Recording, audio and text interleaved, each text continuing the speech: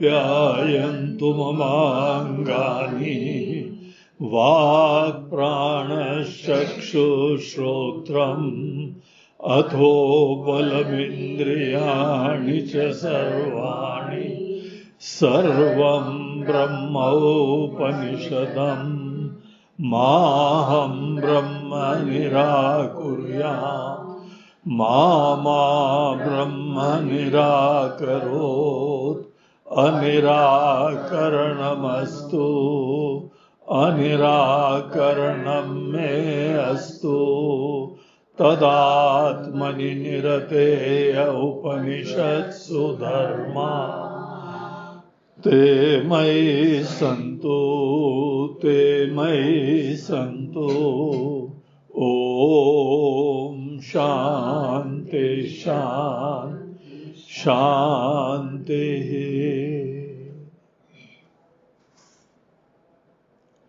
हरि ओम।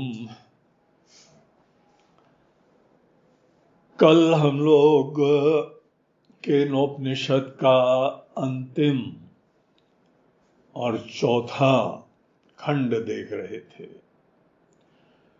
उसका हम लोगों ने कल श्री गणेश करा था और उसके अंतर्गत हम लोगों को एक कसौटी दी गई है। कसौटी किस चीज की दी गई है कि यहां पे हमारे जीवन में महानता का क्या मापदंड होना चाहिए।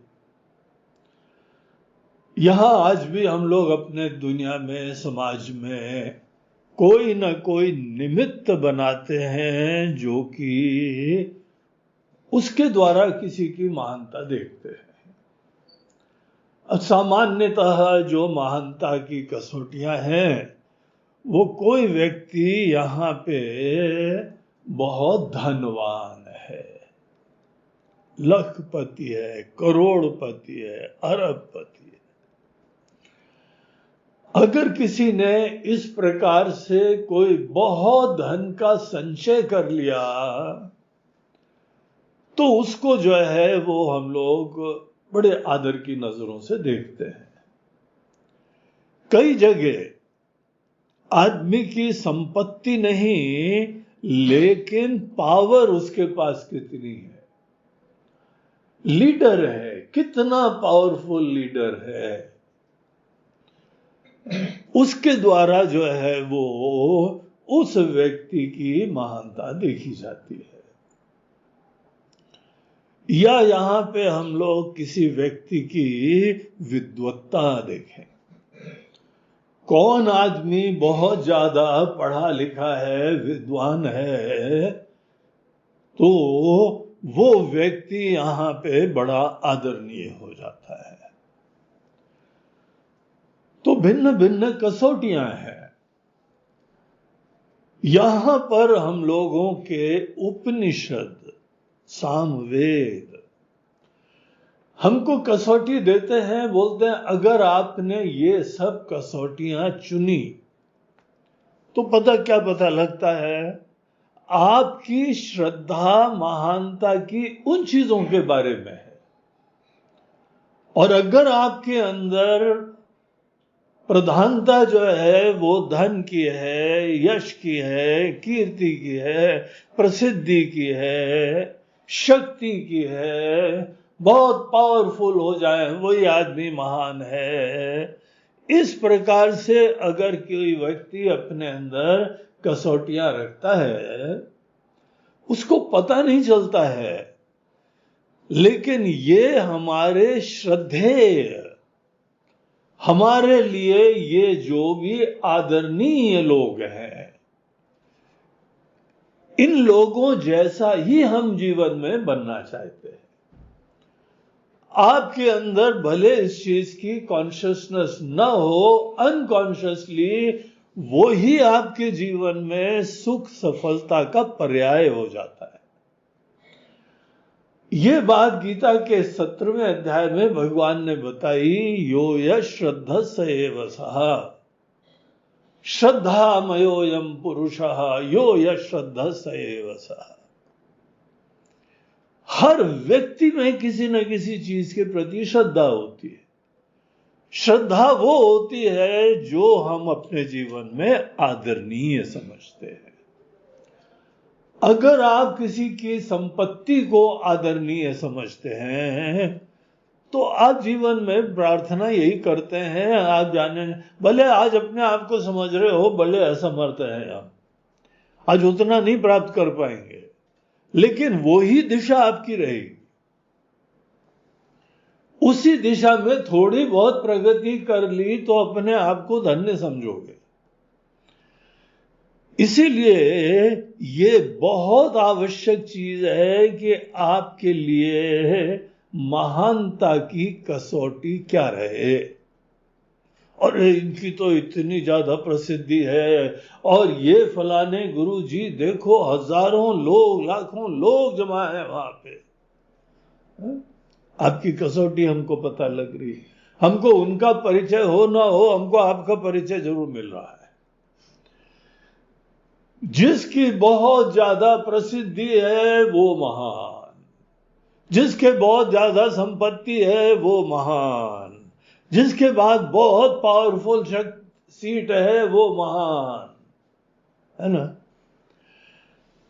और आप जो है जीवन में उसी दिशा में चलेंगे, और जैसे वो है ना वैसे ही आपका जीवन होगा।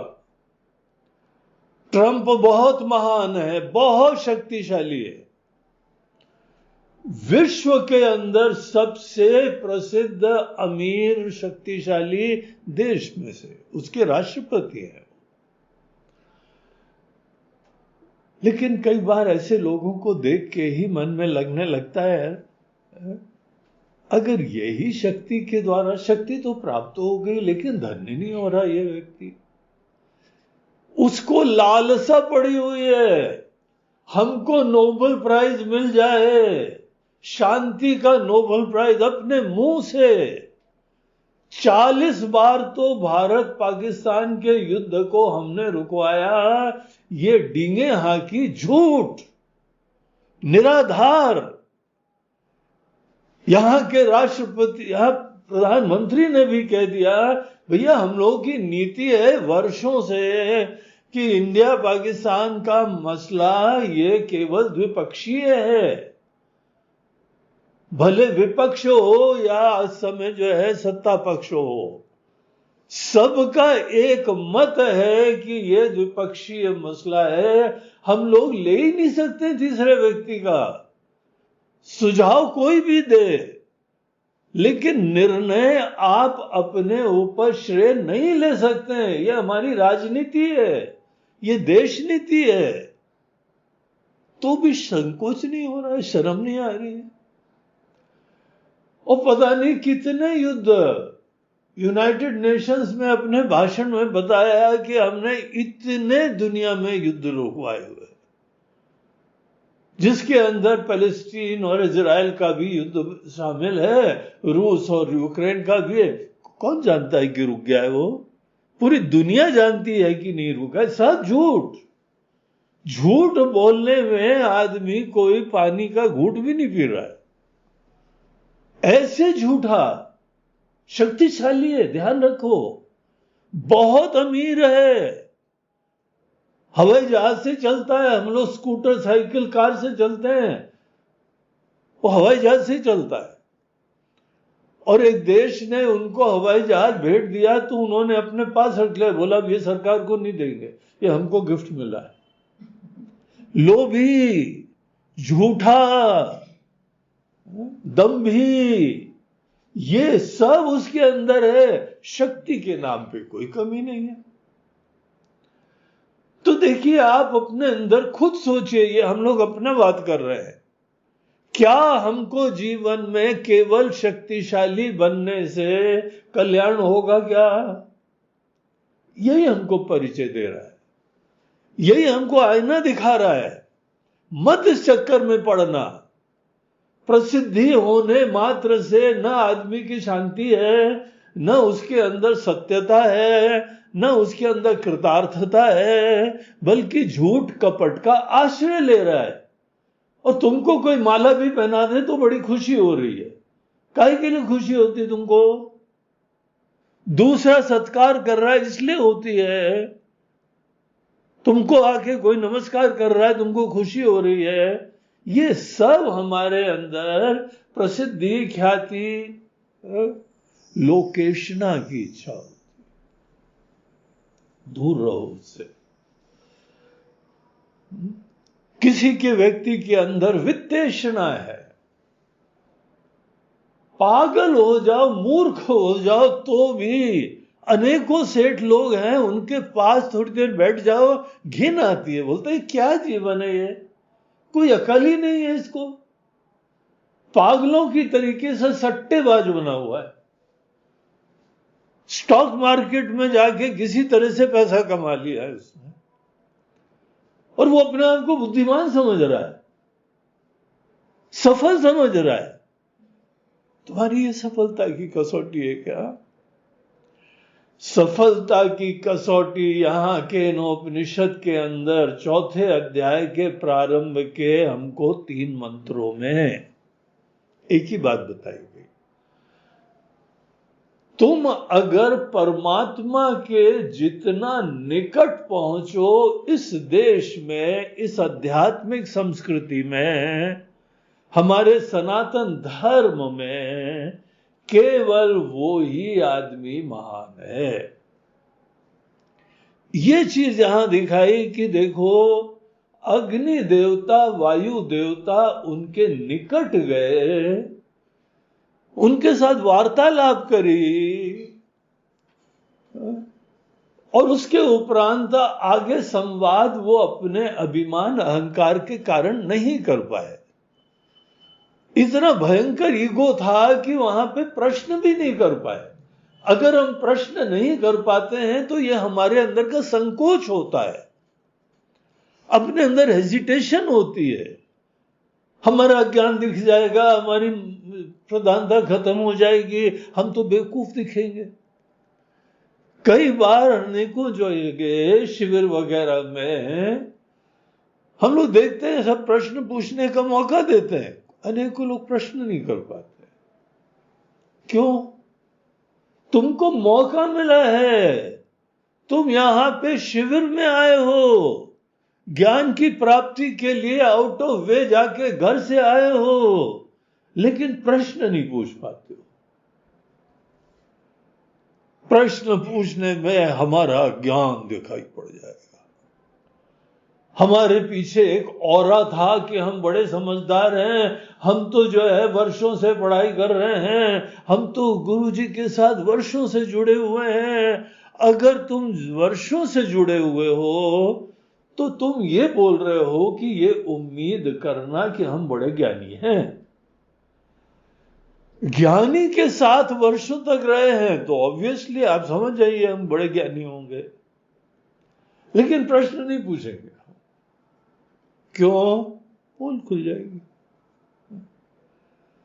बाकी सब लोग बोलेंगे अरे हमने सोचा था तुम इतने सालों से हो, तुमको बहुत ज्ञान होगा, और तुमने ऐसा फंडामेंटल, बेसिक और मूर्खतापूर्ण क्वेश्चन पूछा। तो ये हमारा ईगो ज्ञानी होने का, समझदार होने का, धर्मनिष्ठ होने का, समृद्ध होने का, शक्तिशाली होने का, यहां हमको केन उपनिषद बता रहा है ऐसी कसौटियां जीवन में मत रखना। हम लोगों को यहाँ पे जो भी विद्यार्थी लोग होते हैं वेदांत के, उन लोगों को बताया जाता है कि वित्तेषणा, लोकेशना, पुत्रेशना, इन चीजों से दूर रहना। अगर तुम बहुत धनवान हो गए, इसके वजह से संतुष्टि हो रही है, तो माया के चक्कर में आ गए। अगर तुम्हारी प्रसिद्धि बहुत है, तुम्हारी संतान बहुत अच्छी है, बहुत खुशी की बात है। आपके संतान, लड़के लड़कियां जो भी होते हैं सब बहुत अच्छे हैं,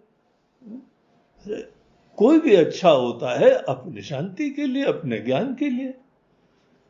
वो व्यक्ति सही मार्ग के ऊपर है, ये खुशी रखनी, लेकिन गर्व हमको हो रहा है तो गए काम से।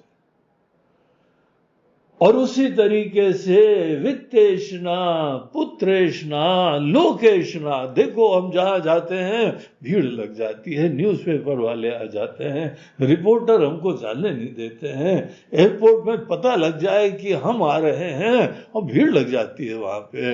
हम चुपचाप निकलना चाहते हैं, शांति से जीना चाहते हैं। कई लोग तो देश छोड़ के विदेश में रहने जाते हैं, कम से कम मियां बीबी शाम को शांति से वॉक तो कर सकें, बच्चों को गार्डन में तो खिला सकें।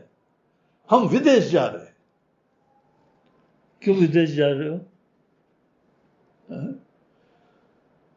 हम तो तंग आ गए हैं इतनी ज्यादा प्रसिद्धि की वजह से। हमारे लिए प्रसिद्धि, एक समय हम कोशिश कर रहे थे, लेकिन यही प्रसिद्धि हमारे लिए बेड़ी में, पैरों में बेड़ी पड़ी। देखो, अगर ये तुम्हारी वैल्यू स्ट्रक्चर है ना, तो मुसीबत किसको होगी, टेंशन किसको होगा, विक्षेप किसको होगा, तुम्हारी प्रायोरिटीज क्या होंगी, ये सब चीजें हमको पता लगती। तो यहां श्रुति क्या बताती है? दुनिया में क्या चल रहा है ये हर व्यक्ति की मन की अपनी स्वतंत्रता समझो। तुम अपनी कसौटी रखो कि तुमको जीवन में कितनी स्पष्टता से ज्ञान प्राप्त हुआ है, परमात्मा के कितना निकट पहुंचे हो तुम, तुम्हारे अंदर भक्ति है, श्रद्धा है, स्पष्टता है, शास्त्र का ज्ञान है, ये सब तुम्हारी कसौटी होनी चाहिए। ये बात यहां प्रारंभ के 3 मंत्र में चौथे खंड के अंदर हमको बताई गई। इंद्र देवता इन सब देवताओं में से ज्यादा श्रेष्ठ हुए। उनको यद्यपि एक झटका मिला, लेकिन खड़े रहे, चिंतन करा, विचार करा, प्रार्थना करी, और उनको माता जी ने, ब्रह्म विद्या रूपी देवी ने उनको दर्शन दिए और उनको ज्ञान दे दिया। और इसलिए यहां पे इंद्र देवता सबसे आदरणीय है। देखा, ये कसौटी हमारे लिए जीवन में श्रद्धा योग्य क्या होना चाहिए, श्रद्धेय कौन होना चाहिए, ये विषय चल रहा है। ये प्रारंभ के 3 मंत्र के बाद 2 सेक्शन यहां पे इस लास्ट खंड में और आते हैं। नेक्स्ट 3 मंत्र जो है, चौथा, पांचवा, छठा, ये एक सेक्शन है। और उसके उपरांत 7वें से 9वें मंत्र तक तीसरा खंड है। खंड के अंदर तीसरा सेक्शन है। ये जो दूसरा खंड आता है, ये केनोपनिषद का, इसके अंदर हमको उपासना बताते हैं। उपासना हमारे कोई मेडिटेशंस होते हैं, कोई ध्यान होते हैं, इंस्पायरिंग होते हैं, और उसका बहुत बड़ा रोल होता है।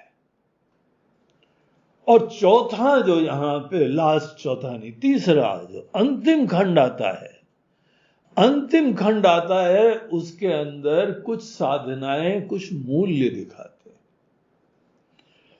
जैसे गीता ने हमको पूरा दैवी सुर संपद विभाग योग, तो 16वें चैप्टर में पूरा चैप्टर डेडिकेट करा गया कुछ मूल्यों के लिए, कुछ क्वालिटीज होनी चाहिए। पतंजलि महर्षि अपने अष्टांग योग में शुरुआत में यम और नियम बताते हैं, उन्हीं को हम लोग यहां पे अनेकों मूल्य बोलते हैं। गीता के अंदर अनेकों जगह 13वें अध्याय में, 12वें अध्याय में भगवान एक सेट ऑफ वैल्यूज रिवील करते हैं। 13वें अध्याय में तो बोलते हैं कि इसी को तुम ज्ञान समझना, क्योंकि इसके द्वारा ज्ञान के निकट पहुंच जाओगे। वो यहां पे तीसरा सेक्शन होगा इस चौथे अध्याय में। हम लोग कोशिश करेंगे कि आज के सेशन में ये दूसरे खंड के ऊपर विचार करें। तीनों मंत्रों के ऊपर साथ में विचार होता है। उपासना के सेक्शन में ये 3 मंत्र ही चलते हैं और बाद में वो लास्ट के 3 मंत्र का एक सेक्शन है। तो इससे पता लगता है कल हम लोगों का इस ज्ञान यज्ञ का समापन होने वाला है, मूल्यों के साधनाओं की चर्चा से। तो इस भूमिका के बाद, इस इंट्रोडक्शन के बाद हम लोग यहां पे प्रवेश करते हैं ये जो उपासना का सेक्शन है। देखिए, उपासना का सेक्शन यहां बताना इसलिए भी बहुत इंपॉर्टेंट हो जाता है क्योंकि श्रुति ने प्रारंभ के अध्याय में, खंड में इस चीज का खंडन करा था। तदेव ब्रह्म त्वं विद्धि नेदं यदिदं उपासते। उसको ब्रह्म जानो जिसके वजह से तुम्हारी वाणी चल पा रही है, आप सुन पा रहे, सोच पा रहे, जिसके वजह से हमारा मन विचार कर पा रहा है, जिसके वजह से हमारे कान सुन पा रहे हैं। तदेव ब्रह्म त्वं विद्धि, इतना निकट है और वो ही ब्रह्म का वास्तविक तत्व है। उपनिषद प्रतिपादित तत्व वो है। नेदम यदिदम उपासते, जिसको हम बाहर देख रहे हैं, सुन रहे हैं, सोच रहे हैं, ऑब्जेक्टिफाई कर रहे हैं, वो नहीं ब्रह्म है, वो नश्वर है, वो मायामय है। तो इस तरीके से यहां उपनिषद ने खुद, श्रुति ने खुद हमको उपासना का खंडन करा। जिसकी तुम उपासना कर रहे हो वो नहीं है। देखिए, यही श्रुति का, यही वेदांत के अंदर अनेकों साधनाओं का रोल होता है। कितनी सारी साधना हम लोगों को बताई जाती हैं। ध्यान करना, तपस्या करना, भजन करना, पूजा करना, यज्ञ करना, तीर्थ करना, है ना, भिन्न भिन्न साधनाएं। ये सब साधनाएं शास्त्रों के द्वारा ही प्रतिपादित करी गई है। लेकिन आदमी को अगर गुरु मुख से बैठ के साधनाओं का श्रवण करता है तो ये पता लगता है कि ये साधना एक स्पेसिफिक रोल के लिए है। हमारे व्रत हमारे अंदर विल पावर को बढ़ाने के लिए होते हैं। आदत वशात अनेकों चीजों में लूज एटीट्यूड्स को लगाम देने के लिए होते हैं। उस काम के लिए व्रत होते हैं। तपस्या होती है अपनी इंद्रियों के ऊपर, मन के ऊपर स्वामित्व स्थापित करना, इतने के लिए होती है। आप स्वामित्व स्थापित कर चुके हैं तो अननेसेसरी उसके लिए टाइम वेस्ट करने की जरूरत ही नहीं है। हमको दवाइयां भी डॉक्टर लोग देते हैं, ये 5 दिन के लिए लो, उसके बाद निपट जाएगा प्रॉब्लम, फिर बंद कर देना। अगर कोई यही कंटिन्यू करता रहे तो उसको कोई फायदा नहीं होगा, बल्कि नुकसान होगा। तो इस तरीके से सब साधनाओं का रोल होता है। हम लोगों को इसके लिए एग्जाम्पल दिया जाता था, जैसे आप अपने घर से तीर्थ यात्रा के लिए निकले, आपने यहां से कोई ट्रेन पकड़ी, कोई बस पकड़ी, कोई फ्लाइट पकड़ी और फिर उसके उपरांत ए पॉइंट से बी पॉइंट तक आप पहुंच गए। अब पता लगा हमको केदारनाथ जाना है तो हम यहाँ पे इंदौर से गए, हमने जो है ट्रेन पकड़ी या कहीं फ्लाइट पकड़ी और देहरादून पहुंच गए। देहरादून पहुंचने के बाद वहां से टैक्सी ली तो ऋषिकेश पहुंच गए। ऋषिकेश से फिर वहां से बस पकड़ी या फिर से कार पकड़ी, टैक्सी पकड़ी, फिर आप जो है वो पॉइंट डी पे पहुंच गए। और वहां पे कार और टैक्सी आपको छोड़नी पड़ती है, फिर पता लगा अब वहां पे घोड़े पे बैठे, अभी और भी साधन हो गए, वहां जाके हेलीकॉप्टर पे बैठे, हेलीकॉप्टर से बैठ के फिर मंदिर के निकट और पहुंच गए, वहां जाके उस साधन को भी छोड़ना पड़ता है। ये पॉइंट टू बी नोटेड। कोई कितनी भी इंपॉर्टेंट साधना हो, आपको ए पॉइंट से बी पॉइंट तक ले जा रही है, लेकिन देखिए भगवान के दर्शन करने हैं तो सब साधनों से मुक्त होना पड़ता है और केवल वहां दर्शन करने पड़ते। डायरेक्ट रियलाइजेशन, प्रोक्षानुभूति, उसके लिए कोई साधन नहीं चाहिए, वो स्फुरित हो रहा है, वो रिवील हो रहा है, आपको अपने आप पता लगेगा। और अगर आप साधन को नहीं छोड़ते हैं तो आपको वो मिस आउट हो जाएगा। उपासना भी फाइनली एक समय छोड़ी जाती है, लेकिन उपासना शुरुआत में बहुत इंपॉर्टेंट होती है, आपको ए पॉइंट से बी पॉइंट तक एकदम उठा देती है, आपका लेवल बढ़ जाता है, सूक्ष्मता हो जाती है, मन में जो है वो निश्चलता हो जाती है। मन में मलिनता होती है, चंचलता होती है, अज्ञान होता है। 3 प्रकार के इश्यूज होते हैं मोटे तौर से।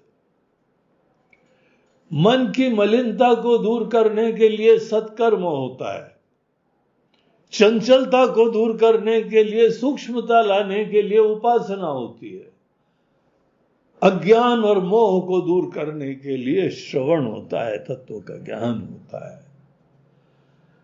तो ये हम लोगों को एक पॉइंट के ऊपर ये बहुत सहायक होती है चीज।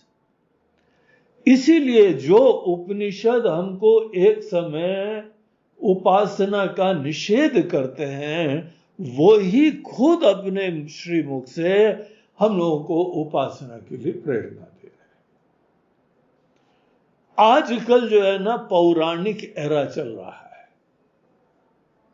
पौराणिक एरा में सामान्यतः जितने हमारे उपास्य हैं, उपास्य रेवियर्ड, आदरणीय, प्रेरक, ऐसे जो भी होते हैं ना, वो मानवीय रूप हो गए। ये धीमे धीमे कहीं पर भी डेवलपमेंट होता जाता है। लोग अपने अनुभव से कुछ ना कुछ शोध करके बताते रहते हैं। तो हमारे आज जितने महान देवता लोग हैं, विघ्न विनाशक देवता, विज्ञान ज्ञान की देवता, कोई भी आशीर्वाद देने के लिए पालक हो जाए, संचालक हो जाए, निर्माता हो जाए, सब मानवीय रूप होते हैं। कोई ना कोई उनको बना देता है हमको, और हम एसोसिएट करते हैं ये ब्रह्मा जी हैं, ये विष्णु जी हैं, ये शिव जी हैं। इस तरीके से इसका एक फायदा ये होता है कि आदमी एक तो बहुत अच्छी तरीके से विजुअलाइज करता है, इनको देख पाता है, रिलेट करता है, आइडेंटिटी बनाता है। ये सब चीजें उसमें एक पॉजिटिव एस्पेक्ट होते हैं। और इसकी जो है ना, इस तरीके की विशिष्टता ऐसे दिखाई पड़ती है, जब से मानवीय रूप आए हम लोगों का सनातन धर्म, सब भिन्न भिन्न जो है मानुषी रूपों वाला बन गया है। कोई भी देवता हो जाए, हमारे गुरुजी से ज्यादा एक आर्टिस्ट इंपॉर्टेंट होता है। आर्टिस्ट जैसी कलाकारी कर देता है, डिजाइनिंग कर देता है, हमारे भगवान वैसे हो जाते हैं। आज ये युग चल रहा है। लेकिन यहां उपनिषदों में, वेदों में, यहां पे वैसा नहीं था। तो ये एक सच्चाई अपने शास्त्रों की जाननी चाहिए। आपके सामने जो है केनोपनिषद है, और यहां हम लोगों को किस चीज की उपासना दे रहे हैं? तो यहां देखिए, पहला मंत्र चौथा वाला हम पढ़ते हैं, उसका अर्थ बताएंगे। तस्य एष आदेशः यदेतद् विद्युतो व्यद्युतता। तो यहां पे तस्य एषः आदेशः, ये एक इसका आदेश है। आदेश बोलते हैं एक विधान उपासना के लिए, जो अपने आप में कोई उपमा नहीं है, कोई पैरेलल नहीं है। तो शंकराचार्य जी अपनी भाष्य में कहते हैं निरुपमस्य ब्रह्मणः, ब्रह्म जिसकी कोई उपमा ही नहीं है, निरुपम है। निरुपम अनेकों लोगों का नाम भी रखते हैं ना, निरुपम, निरुपमा। इसका मतलब होता है इसका कोई दूसरा पैरेलल नहीं है, इसकी कोई उपमा नहीं है, इस जैसा कोई नहीं है। वस्तुतः निरुपम ब्रह्म होते हैं, ब्रह्म जैसा कोई नहीं होता। निरुपमस्य ब्रह्मणः येन उपमानेन उपदेशा सह अयम आदेशः इति उच्यते। उसको आदेश कहा जा रहा है।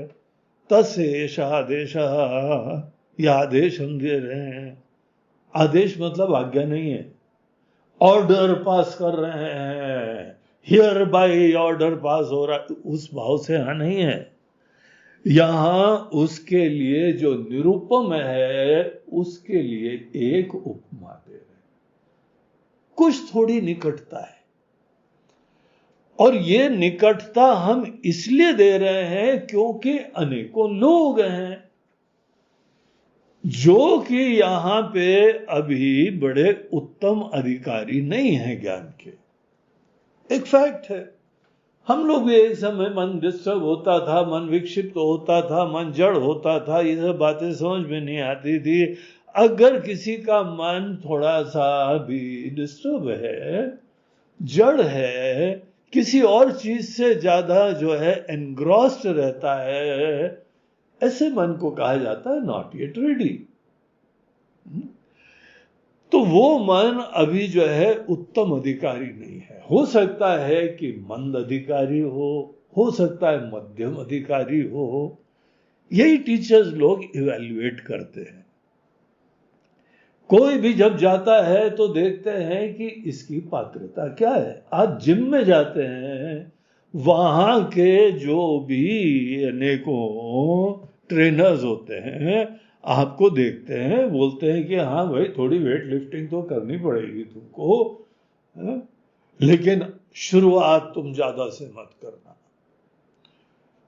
शुरुआत केवल 1 किलो, 1.5 किलो, 2 किलो उसको उठाओ। तो 150 बार जब करने लगो तो तुमको हम ग्रेजुएट करेंगे, फिर 5 किलो। और उसको भी महीनों तक करना, मसल्स को तैयार होने के लिए टाइम लगेगा। और जब तुम कर लो तब तुमको हम और ज्यादा लेवल पे ले जाएंगे। तो जैसे यहां पर भी ग्रेजुएट करा जाता है, हम लोग शुरुआत में केजी स्कूल से चालू करते हैं और धीमे धीमे हाई स्कूल तक पहुंचते हैं। जो बातें आपको कल हाई स्कूल में बताई जानी होती है वो हम केजी में बता सकते हैं क्या? आदमी को रेडी करना पड़ता है। तो इसलिए क्योंकि उपनिषद का ज्ञान बहुत सूक्ष्म है, जिसकी वजह से मन काम कर रहा है। अब जिसकी वजह से मन काम कर रहा है, महाराज जी कौन होगा वो? भगवान है, भगवान ईश्वर है। सीधे ईश्वर शब्द हमारे लिए बड़ा कन्वीनियंट है। भगवान कर रहे हैं, हमको नहीं समझ में आ रहा है ना, तो वो कोई बात नहीं। हमारे अंदर सामर्थ्य नहीं है आज समझने का, लेकिन सामर्थ्य जगाया जा सकता है। तो जिसके अंदर सामर्थ्य नहीं है, जो अभी मंद या मध्यम प्रकार के अधिकारी हैं, मंद को कर्म में, सत्कर्म में ज्यादा ध्यान देना चाहिए। मध्यम प्रकार के अधिकारियों को उपासना ज्यादा करना चाहिए। अगर है तो, हम नहीं बोल रहे हैं आप कौन है। आप तो यही देखो कि सत्कर्म कर पाते हो बगैर इशू के, तो आप जो है डेफिनेटली अब बिल्कुल ही मंद डल अधिकारी नहीं है। अगर नहीं कर पाते हो तो कर लो, हो जाओगे। हमारे अंदर कोई सत्कर्म करने की कैपेसिटी ही हमको मंदत्व से उठा देती। फिर उसके उपरांत बहुत सूक्ष्म चिंतन करो तो मन हमारा जो है ना उतना टिकता नहीं है। थोड़ी देर तक टिकता है, जोश आता है और ज्यादा देर गहराई में नहीं जा पाता है। तो बोलते हैं ये बहुत आवश्यक है कि थोड़ी उपासना रिलीजियसली करा करो। अगर उपासना, ध्यान, मेडिटेशन, तो एक पूजा हो गई, एक मेडिटेशन हो गया। तो वो मेडिटेशन जो हमारे मन को एकाग्र, सूक्ष्म और इंस्पायर्ड बनाता है, ऐसी साधना को उपासना कहते हैं। तो इसके लिए यहां पे क्या बताया, तस्यैष आदेशः यद एतद विद्युतो, जो विद्युत बिजली की तरीके से चमका। विद्युतो व्यधुतता, तो बिजली की तरीके से जो प्रकाशित हुआ तरह से। अब वो जो यक्ष आया था ना, देवता लोग जिस समय अपना जश्न मना रहे थे, तो वो एकदम प्रकाश की तरह भी व्यक्त हुआ। ऐसा लगा जैसे बिजली चमक गई कहीं पे। बस ये बिजली की तरीके से उसी को यहां उपनिषद बोल रहा है, इसका ही उपासना का आलंबन बनाओ। तुमको बार बार बिजली देखने की जरूरत नहीं है। तुम्हारी साधना केवल बरसात में नहीं होगी। केवल बिजली देख के काम चलाओगे तो फिर तो गड़बड़ हो जाएगा। फिर साल में केवल जो है वो 9 महीने तुमको बैठे रहना पड़ेगा, और 3 महीने जब बिजली चमकेगी वहां पे जाना पड़ेगा। तो ऐसा सदैव देखने की जरूरत नहीं है। विजुअलाइज करो, विजुअलाइज करो कि एक क्षण के लिए जो प्रकाशित हो रहा है, बस इतना ही आलंबन है। आप कंपेयर करो आज के आलंबन और वेदों में प्रतिपादित आलंबन। और इस प्रकार के आलंबन से क्या पता चलता है? ये तत्व का ज्ञान इससे नहीं मिलता है। आपको रियलिटी का परिचय उपासना से नहीं मिलता है।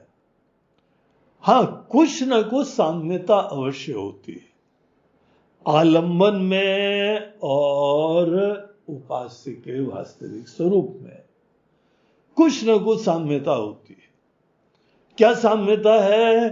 प्रकाशवान है, सेल्फ रिवीलिंग है। इसको जानने के लिए कोई अन्य प्रकाश की जरूरत नहीं है। पर प्रकाश निरपेक्षत्वम, आप अंधेरे में भी एकांत में आंख बंद करके भी बैठ सकते हैं, भगवान अपने आप को रिवील कर देंगे। टॉर्च लेके मत बैठना मेडिटेशन में, भगवान आएंगे तो पता कैसे चलेगा? ऊपर से नीचे तक टॉर्च तो मार पाएंगे ना।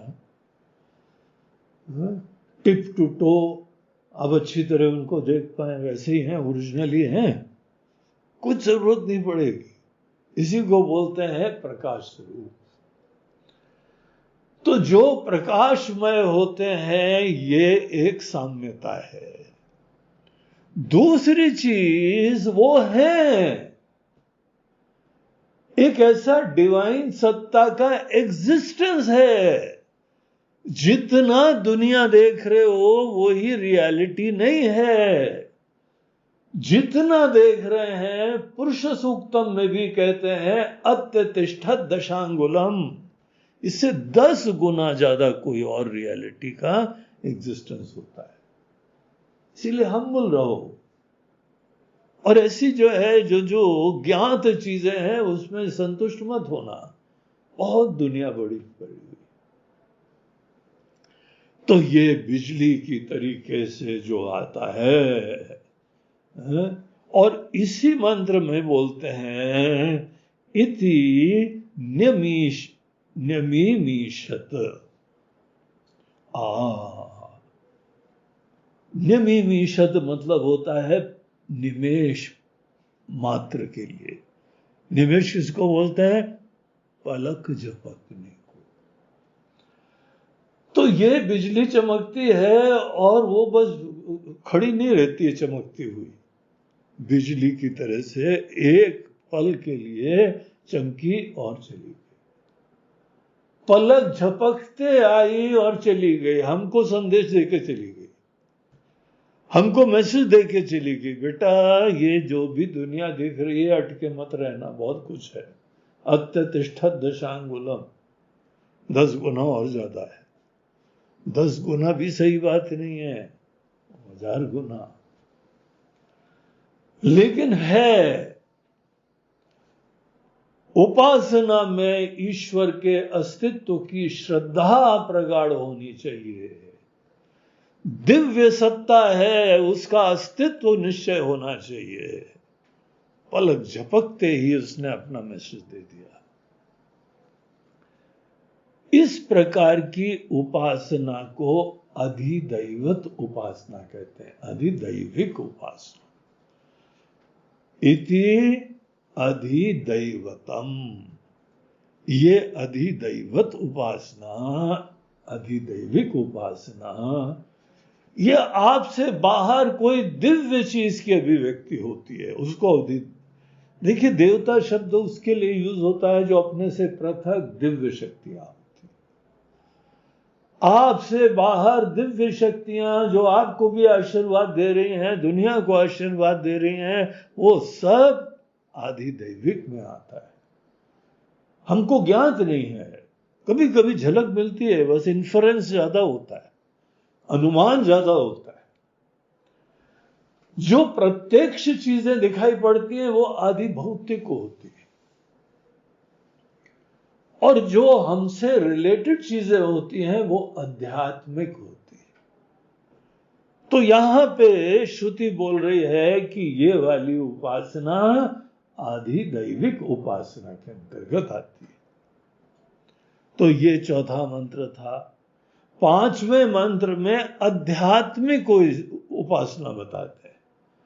आलंबन बाहर नहीं है, आपको बिजली की तरीके से एक पल के लिए यहां पे कोई दिव्य चीज की अनुभूति हुई और उसी को आपने निमित्त बना के अपना ये मेडिटेशन करा। इंस्पायरिंग चीज, आपके जीवन में नया चैप्टर खुल जाएगा, एक ऐसी दिव्य सत्ता का एग्जिस्टेंस आपको हो गया। अब दूसरा आध्यात्मिक। आध्यात्मिक मतलब आपके अंदर की ही बात है, अपने आप से रिलेटेड चीज है, हमारे मन से रिलेटेड है। तो यहां पे मन से रिलेटेड हमको उपासना बताते हैं। तो 5वां मंत्र आता है अथ अध्यात्मम। अब हम आपको आध्यात्मिक कोई उपासना बताते हैं। आंख बंद करके अपने आप ही आप किसी चीज का कोई आलंबन बाहर नहीं चाहिए, आलंबन भी हमारे अंदर ही। कोई पूजा घर नहीं चाहिए, कोई तीर्थ स्थान नहीं चाहिए, आपके अंदर ही कोई न कोई आलंबन यहां पे श्रुति माता, वेद माता बता रही है। क्या आलंबन है ये? यद एतद गच्छति इव च मनो अनेन च उपस्मरति अभीक्षणम संकल्पः। यहां पे कहते हैं आपका मन, हमारा मन ही उपास्य है। मन को देख के कोई चीज अपने अंदर रियलाइज करो। वही मन जो संकल्प करता है।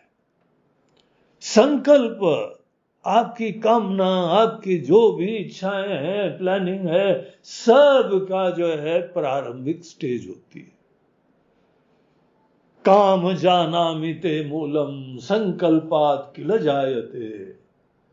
हे कामना, तुम्हारे हम जड़ को समझ गए, तुम्हारा बचपन संकल्प था, जन्म तुम्हारा संकल्प से था, एक चाह, काश ऐसा हो जाए, बस संकल्प हो गया। और संकल्प में आप बड़े समर्थ होते हैं, संकल्प करने में कोई इशू नहीं होता है। तो इस तरीके से संकल्प और निरंतर कोई विचार करना, अभीक्षणम। देखिए कुछ विचार होते हैं हम लोग निरंतर ही करते रहते, लगे ही रहते हैं उसी में, उस लेवल से उठते ही नहीं। घूम फिर के जहां पर कोई शोभनत्व का अध्यास हो गया, जहां पे धारणा हो गई ये बहुत ही अच्छी है, बस अटक गए वहां पे। अवीक्षण, सतत उस चीज के अंदर ही लेवल के अंदर पड़े रहे। बोलते हैं कि यही मन जिसके ये कार्य हैं, अवीक्षणम संकल्प, जो ऐसे निरंतर अनेकानेक संकल्प कामनाएं, यह संकल्प की फैमिली, संकल्प की फैमिली काम क्रोध होती है, और भी होती है, काम क्रोध लोभ मोह मद मात्सर्य, पूरे 6 बच्चे होते हैं, 6 के 6 सब संकल्प की दुनिया है। और इसी में लगे रहते हैं कई लोग, बहुत बिजी हैं, मन के अंदर काम क्रोध राग द्वेष अनेकों चीजों में ऐसे बिजी रहते हैं। इसलिए भगवान बोलते हैं कि भैया ये तुम्हारे दुश्मन जानो, तुम खुद रियलाइज करोगे तो निकलने की कोशिश करोगे। राग द्वेष तौ यस्य परिपंथी न हो, तुमको लूट लेंगे ये सब, कहीं नहीं पहुंचोगे। वही मन जो संकल्प करता रहता है, वही मन जो सतत किसी काम क्रोध में पड़ा रहता है। अब किस विषय के बारे में है, आप इस उपासना में उस चीज को थोड़ा सा किनारे करो, जो कि डिफिकल्ट होता है। जब आदमी बड़ा ब्रेन वॉश्ड होता है, बहुत ही सम्मोहित होता है, तो उसके लिए दिक्कत की बात है। लेकिन यही हमारा पुरुषार्थ है। किसका विचार कर रहे हो ये छोड़ो, मन विचार कर रहा है। मन की दुनिया देखो, मन का सामर्थ्य देखो, ये आपका मन है। तो ये जो मन है वो यदेतद् गच्छति इव च मनः अनेन च उपासति, हम मन के द्वारा मन का ही इस समय रोल देख रहे हैं। मन बड़ी गजब की चीज है। मन के वजह से हम लोग मनुष्य हैं। मननशीलत्वात् मनुष्य, मननशील होने के वजह से हम अनेकों चीजों के कॉन्शियस होते हैं। ये हमारे पास जो फैकल्टी है कि विविध चीजों के कॉन्शियस होते रहते हैं, इसी को मन कहते हैं। तो ये इसी के द्वारा हम परमात्मा का भी चिंतन करते हैं, इसी के द्वारा संसारी चीजों का भी करते हैं। इसीलिए मन बड़ा महत्वपूर्ण है। और हमको संत लोग बोलते हैं मन मुकुर सुधारी, मन को ही सुंदर बनाना है। मन तुम्हारा मंदिर बने। शुरुआत की साधना मन के लेवल पे ही होती है, और ये परमात्मा मन का मन है, उसी के पीछे बैठे हुए हैं।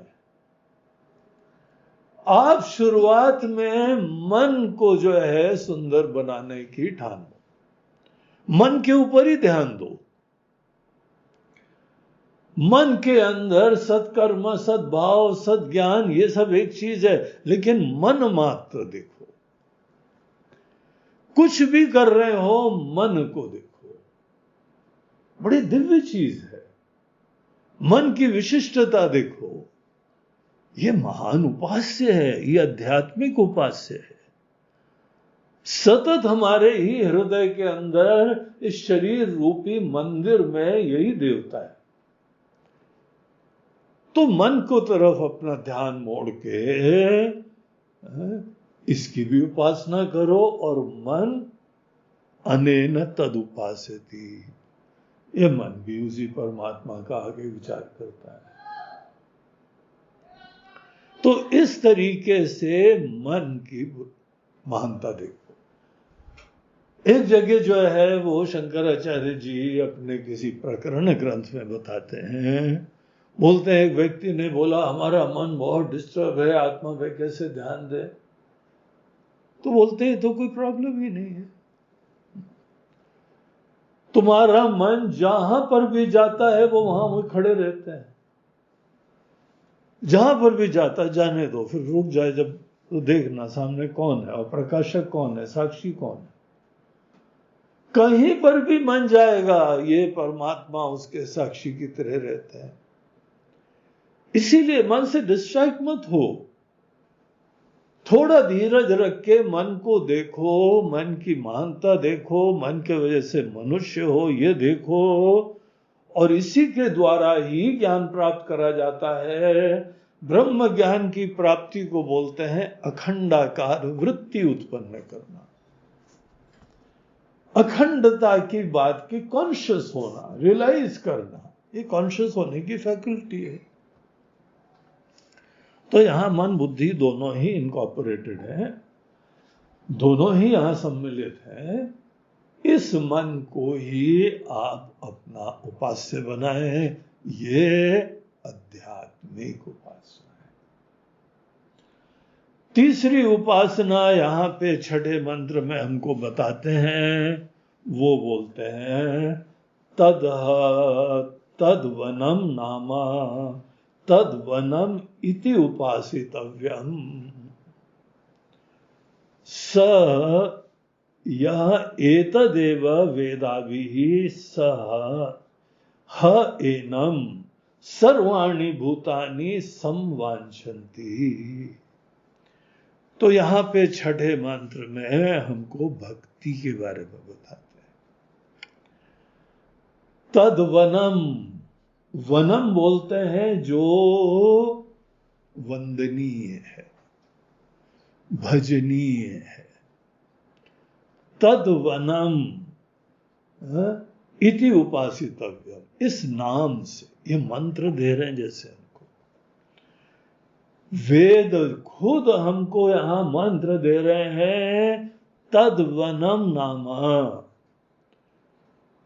तद्वनम को हम लोग ब्रेक करें तो तद्वनम वो वंदनीय है, ये अर्थ होता है। लेकिन जो नाम दिया जा रहा है वो तद्वनम, केवल वनम नहीं है। जैसे हम लोग के सन्यासियों में 10 नामी जो परंपराएं होती हैं उसमें एक वनम भी आता है।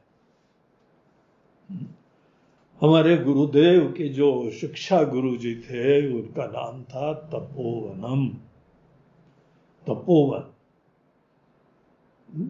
कोई सरस्वती होते हैं, कोई कुछ होते हैं, 10 नाम होते हैं सन्यासियों के हम लोग की ट्रेडिशन में। तो उसमें एक वनम भी है। वनम शब्द भी अपने आप में बड़ा महान है, जो वंदनीय है, रेवरेंशियल है, आदरणीय है, उसको वनम बोलते हैं। लेकिन यहां पे हमको बोलते हैं तद्वनम नामा।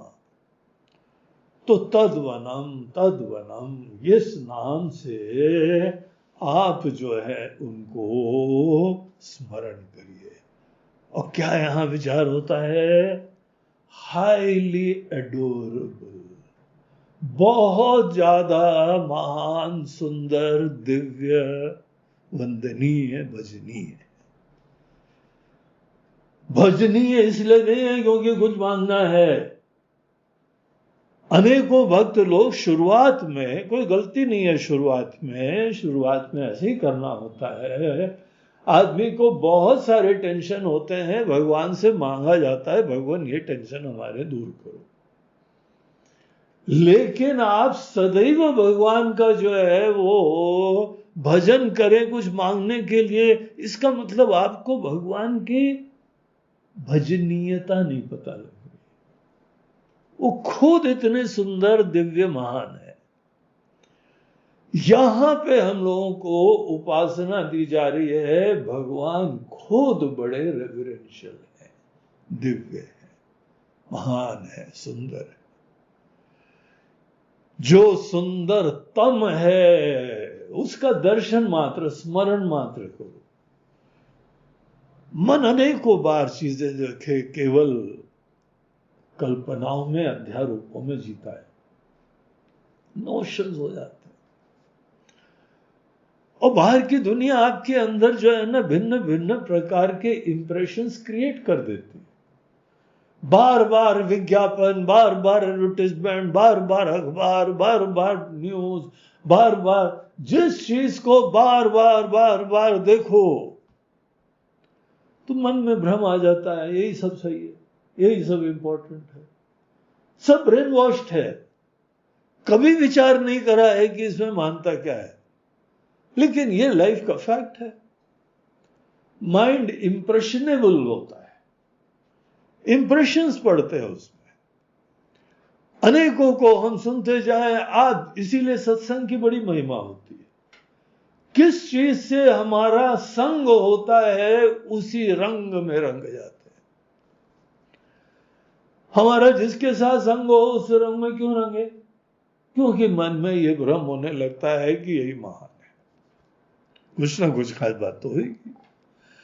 आखिर पूरी दुनिया इसी चीज के लिए भाग रही है, कुछ ना खास बात तो होगी। हम लोग यहां आश्रम में बैठ के बस टीवी नहीं देखते हैं, बाकी तो दुनिया देखती है। तो ये सास बहू के चक्कर में कुछ ना कुछ तो है। अब बस भ्रम हो गया। अपने प्रति विश्वास नहीं, दुनिया के प्रति विश्वास ज्यादा है। अपनी अकल पे विश्वास नहीं है, दुनिया की अकल पे विश्वास है। जितने अध्यारोप होते हैं सब ऐसे ही होते हैं। रस्सी को सांप समझना, उल्टा ज्ञान। जितने मन में कामनाएं हैं उसके पीछे अध्यारोप होता है। जो आपके एस्पिरेशंस, जो ड्रीम्स हैं, जो वासनाएं हैं, सब केवल अध्यारोप पे निर्भर होती है, कोरी कल्पना। इसीलिए फाइनल स्टेजेस में तो अध्यारोप का ही अपवाद करना पड़ता है। लेकिन शुरुआत में अध्यारोप के आपकी पकड़ कम हो जाए, कोशिश होते हैं अच्छी चीजों का, ऐसी पॉजिटिव चीजों के इंप्रेशंस पड़ जाए। असत वासना सद्वासनाओं से शिथिल होती। तो इस तरीके से वंदनीय ईश्वर है, वंदनीय भगवान है, ये चीज मन के अंदर बार बार लाओ। जो लोग भगवान के भक्त हैं उन्हीं के साथ उठो बैठो। दूसरों के साथ अगर संग भी होगा फिर शंका आ जाएगी, यार हम ही कर रहे हैं, बाकी तो लोग कर ही नहीं रहे। छोड़ ही दो उनको, उनका साथ छोड़ दो, उन लोगों का साथ रिश्ता छोड़ दो, उठना बैठना छोड़ दो। क्योंकि अगर वो लोग के साथ रहेंगे तो जहां तक वो पहुंचे वहीं तक हम पहुंचेंगे, और वो तो भ्रमित होते रहते हैं, भटक रहे हैं, अंतहीन चक्कर में पड़े हुए हैं। भगवान ही वंदनीय है, ईश्वर ही भजनीय है, ईश्वर ही आदरणीय है। ये बात अपने दिल में गहराई से बैठानी पड़ेगी। देखिए, आपके कॉन्शियस माइंड में ये सब बातें हों, ये एक चीज होती है, लेकिन उस पर भरोसा मत करना। हम तो सतत चिंतन करते हैं, उसका भरोसा नहीं करना। आपके मन के अनेकों लेवल्स होते हैं, गहराई में अचेतन मन में। अचेतन मन वो होता है जिसकी वजह से रात को सपने आते हैं। कॉन्शियसली तो आप कुछ करते नहीं हो तो भी सपने आ रहे हैं, क्योंकि हमारे मन की गहराइयों में ये उल्टे विचार बैठे हुए हैं डेरा जमा के। इसीलिए तब तक आपको भगवत चिंतन करना चाहिए, भगवान महान है, ये तब तक मन के अंदर अफर्मेशन होना चाहिए, रेवल करना चाहिए, जब तक आपके रात के सपने भी अच्छे नहीं आने लगे। जिसके सपने आते हैं वो आपके अनकॉन्शियस माइंड का जो है प्रतिबिंब होता है, सूचक होता है। तो गहराई तक साफ करो। मजा तो तब आए रात को सोते हुए भी भगवान के दर्शन करो। भगवान तो आते नहीं है, हवा आता है। तो कोई असुर आ जाता है, डरा देता है हमको। कोई बात नहीं, पता लग गया मन में कोई डर बैठा हुआ है डर। कैसे आ गया कैसे नहीं आ गया वो अलग बात है। आपको इंक्वायरी करनी हो तो वो भी कर लेना, लेकिन इतना तो पता लग गया ना मन की गहराइयों में डर बैठा हुआ है। अब मन की गहराइयों में रेवल करते हुए दिल से गहराई से इंस्पायरिंग रूप से जब आप रेवल करते रहो तो आपके ही मन की गहराइयों तक ये सुगंध व्याप्त हो जाती है। इसको शुद्धि के तरीके बोलते हैं। तो इस तरीके से ये यहां पे तद्वनम सह एतत् एवं वेदाभिः, जो इस प्रकार से जानता है वो सब प्रकार के भूतों को, सर्वाणि भूतानि संवांछन्ति, उस सबके प्रति जो है ना स्नेह रखने लगता है।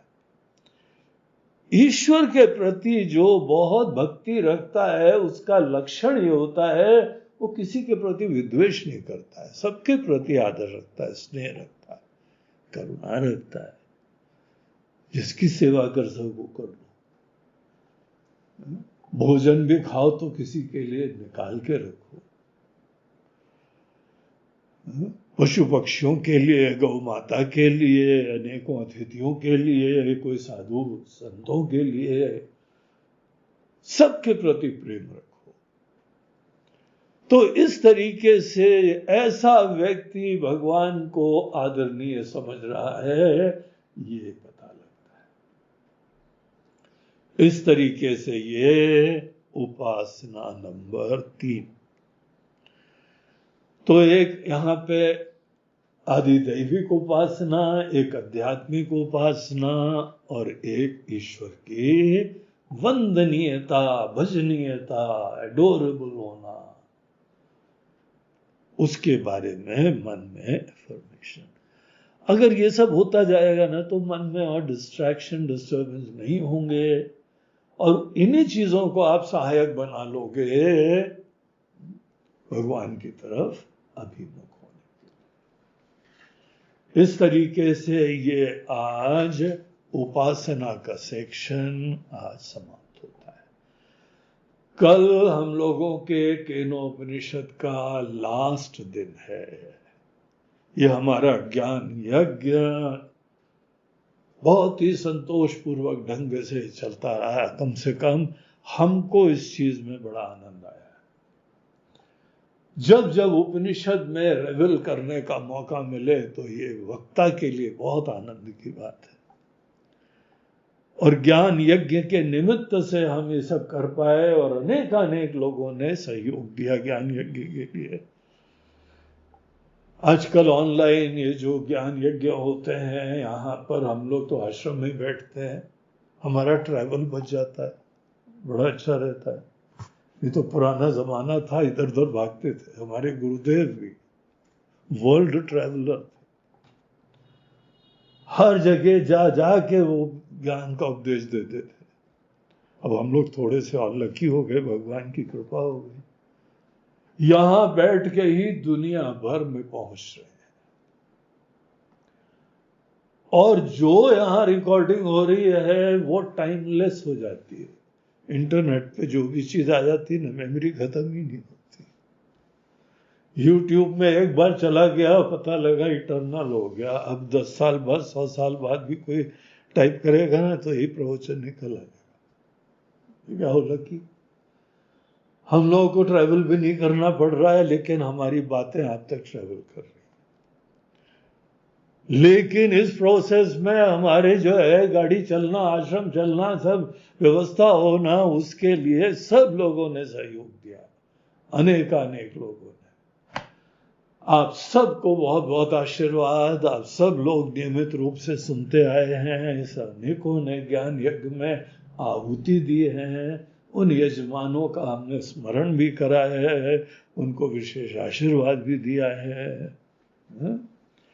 तो यहाँ पर आज जो है ये सेकेंड लास्ट डे, आज का जो प्रवचन है वो प्रायोजित किया गया है, स्पॉन्सर किया गया है औरंगाबाद, जिसका नाम अब क्या हो गया है, छत्रपति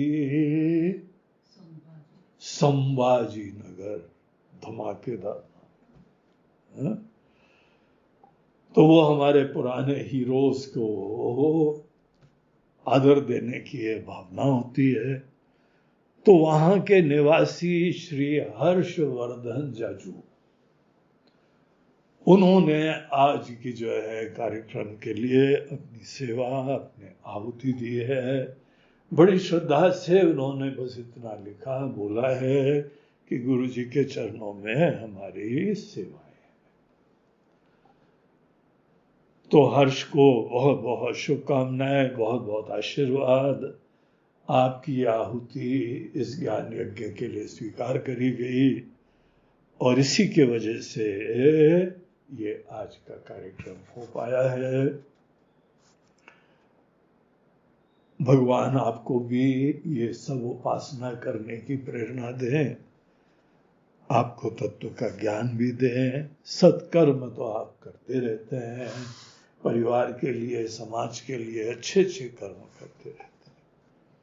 थोड़ा उपासना में ध्यान देने की जरूरत है, फिर शास्त्र के ज्ञान के लिए बहुत ध्यान देना चाहिए। निश्चित रूप से आप श्रद्धा से युक्त हैं और ये सब अवश्य करेंगे।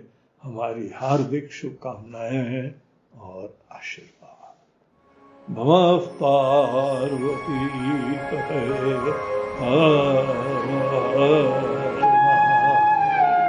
नर्मदे हर बोलो गंगा मैया की।